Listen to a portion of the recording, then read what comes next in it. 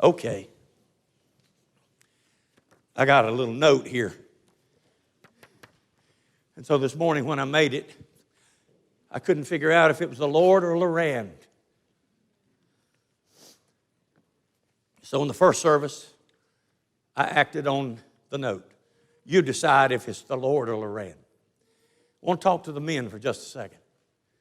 Men, when I talk about temptation, you know what one of the greatest temptations is, and it's her. You can't walk out of this building, you can't go anywhere in public and not see flesh, nudity, seductresses, dressing to appeal, dressing to look good. You know what I'm talking about. And short and low, and here are men who want to live right. Men that want to be holy. They got nowhere to turn because in a 360-degree circle, it's everywhere.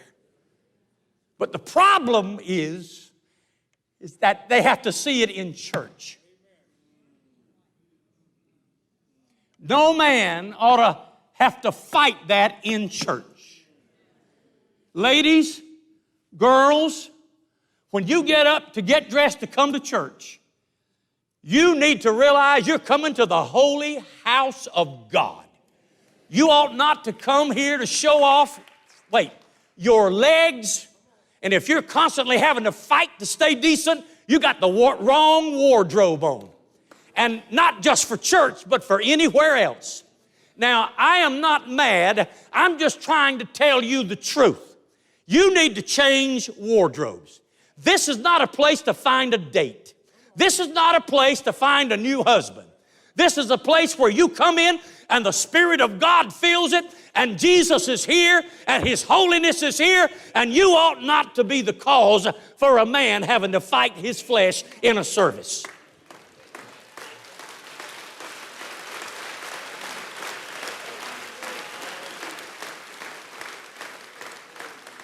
Well, Pastor, what about the men?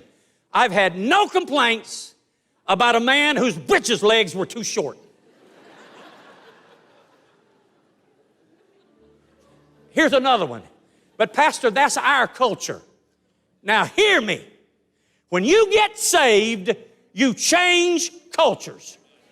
I don't care what you call it. French, Russian, Romanian, I don't care what it is. When you get saved, you become a Christian and you conduct yourself as a Christian and you dress modestly for the glory of God everywhere you go.